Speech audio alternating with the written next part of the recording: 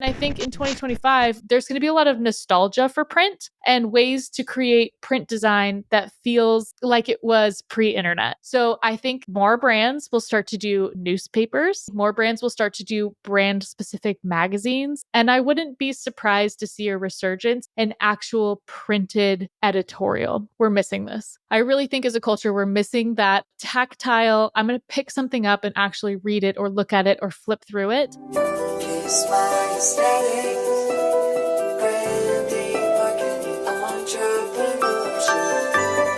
Greetings and welcome back to the Kiss My Aesthetic podcast. I'm really excited that you're here because this episode was really a think piece for me to challenge to get outside of my natural inclination, which is to want to promote every single brand on social media and to really have social media be the main driver for branding. I think as we evolve and as we change and as people's appetites for being online change, as outlined in the trend report, I really think that we as marketers need to start to think beyond social, which is very scary to say. I've built my business in the last 11 years through referral, through Instagram, and through TikTok. Also the Facebook group, obviously, also the podcast, but it's been such a heavy reliance on digital that to start to think of how the brand grows or evolves beyond being online is, again, a bit of a think piece.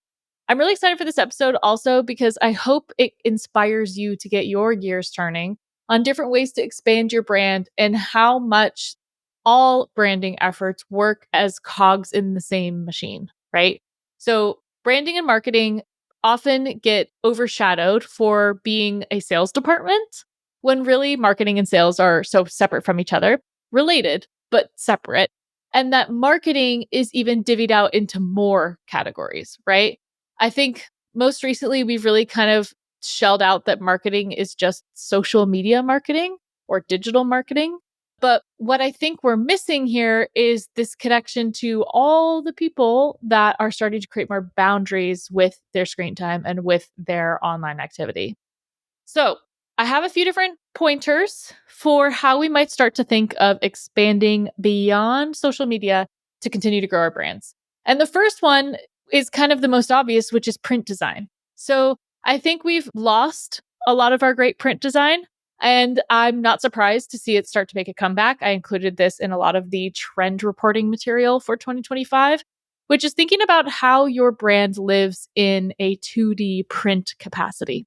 So I love when brands do really intentional things with print. There's nothing that bothers me more than opening the mailbox and getting a bunch of junk that I didn't ask for and I didn't want.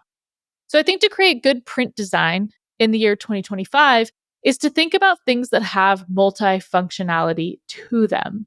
For example, could you design a postcard where the front of the postcard feels more like a piece of art that you'd want to have on your pin board or your refrigerator or even frame and keep around instead of go immediately into the recycle bin? Could you send print things that had some kind of functionality like an iron-on patch or stickers or print it on seeded paper that you could plant and reuse? I think there's a lot of capacity within print to push the envelope. And I think in 2025, there's going to be a lot of nostalgia for print and ways to create print design that feels like it was pre-internet.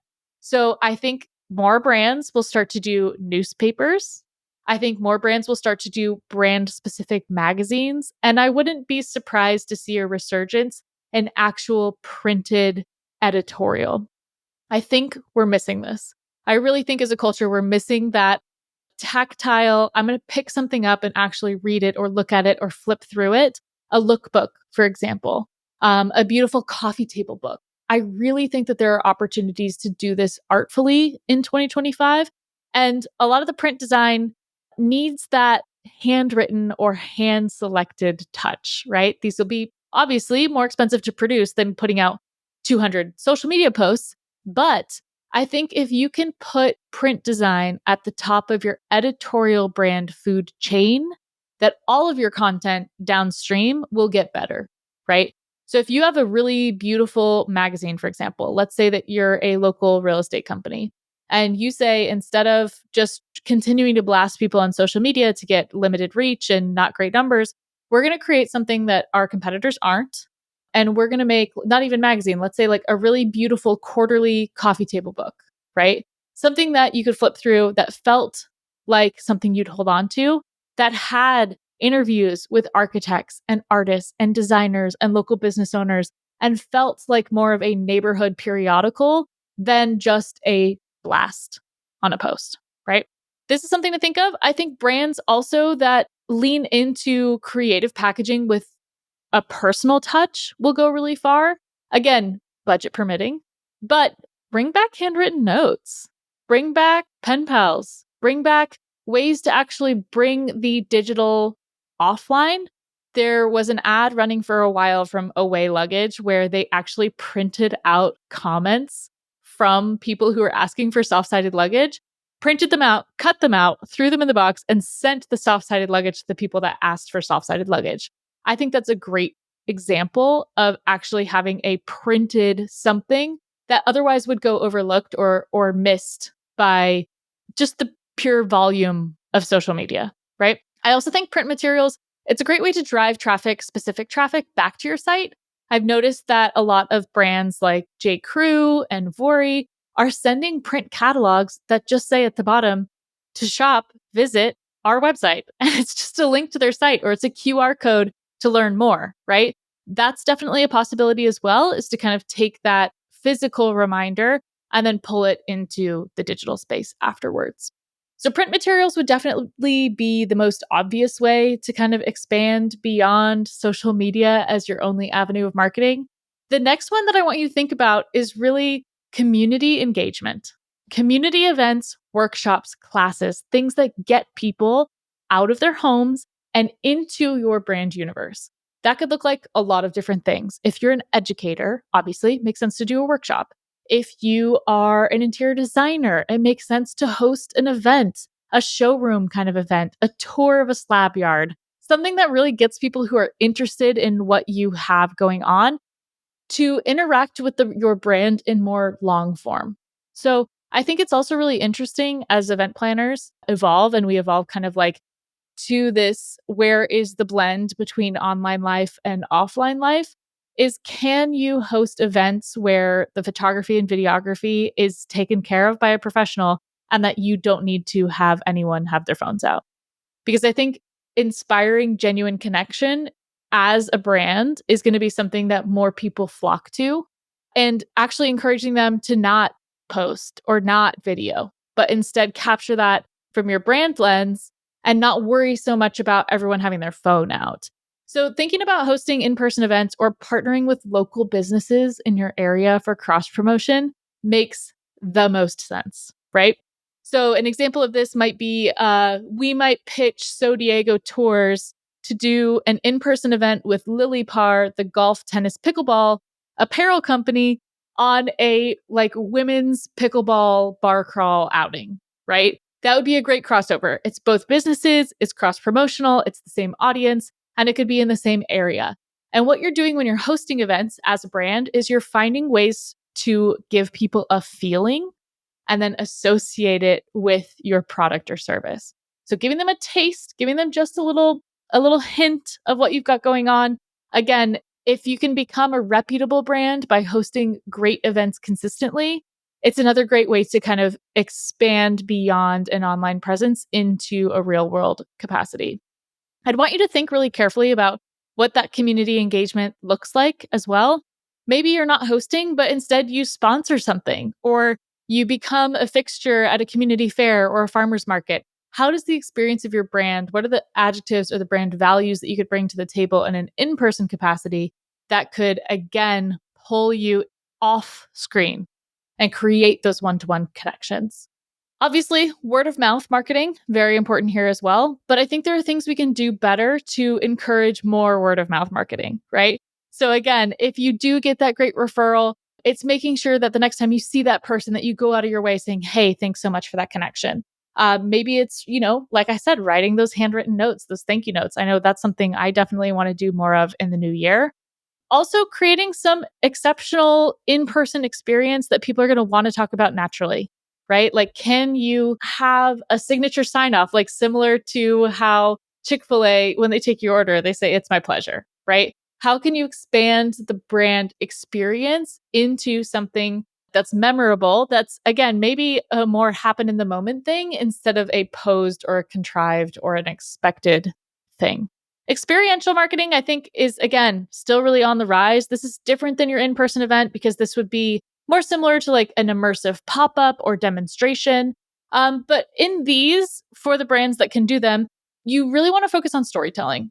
So, thinking about how those in person interactions connect emotionally to the product or service of your brand is going to be the best way to ensure that longevity and the ROI of that interaction, right?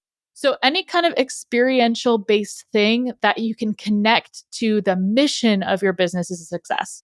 For example, Falkreeve and Gallagher hosts cooking classes for some of the people in their community that have worked with their real estate services. That's a great example because as you're thinking of real estate and as you're cooking, you're thinking about your own kitchen and you're thinking about, oh, I'm going to make this when I get home. And do I want to live in this house or do I want to sell this house? And is this my dream kitchen? It's so related to the actual conversation, emotional back end of the business when you can invite the people in to experience something that is tangentially related to the product or service that you offer, right? So that would be a great example of an immersive experiential activation that's more not screaming from the rooftops like, oh, come to our specific cooking event, but here's a cooking event that happens to be supported by this specific real estate group. I think that's a great example. Other experiential type marketing pieces would be for the brands that attend conferences or any kind of in-person event, seminars, things like that. What's the experience that you can create that someone would walk away from and want to tell the next 5 people that they run into? Like, hey, you got to go over there. Booth number whatever is doing yada yada. You got to check it out. That's the experience. That's the interaction that we're looking for. Beyond that, really thinking about how your network affects your business is going to be a really, again, integral part in growing in 2025. Building relationships with people that not only are going to use your services, obviously, but figuring out who is that web of people that can refer what I do because they don't offer it. So, the great example is to kind of draw out on a piece of paper your business at the middle. Then draw lines out from your business and say, who are the people that refer me the most? If I were to do this for myself, let's say MKW Creative Co. is at the center for branding, etc. Most of our referrals come from our clients. Great. Where did those clients come from? Those clients maybe came from social media. Before that, where did those clients come from? Oh, they came from the friend of the person that got the packaging design. Okay, how did that person get here? And you just keep kind of going out and out and out and out on this flowchart.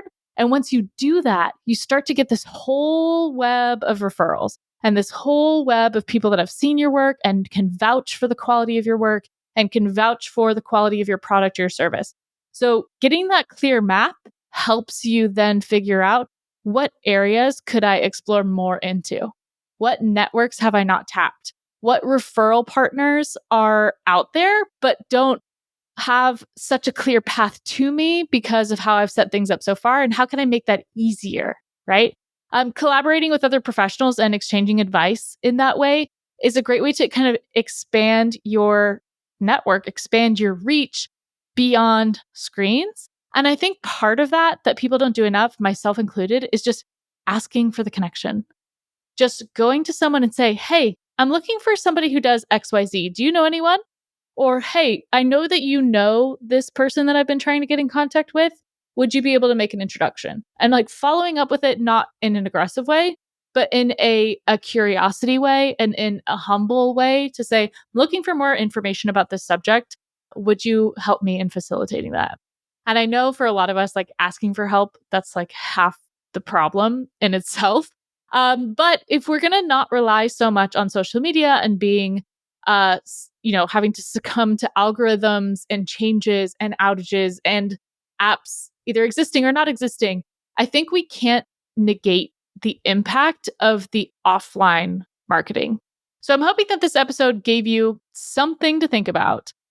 We'll be expanding more on this shortly. So if there's something that you think of or something that is in this realm that you think we can help you with, please don't hesitate to reach out. I would love to chat more about good examples and maybe not so good examples of print marketing. And this is where I really think we have the chance to, expand beyond the limitations of what social media is giving us for the time being. Thanks so much for listening. And if you love this episode, please share it with a friend. I'd love to kick this off as a brainstorm. So we'll have definitely some discussions in the Facebook group about this. The Facebook group is Kiss My Aesthetic. If you like this on YouTube, don't forget to leave a comment, subscribe anywhere you listen to podcasts, and hopefully we'll be able to work with you on whatever your non-social media marketing opportunity might be. Thanks so much. Catch you next time. Bye.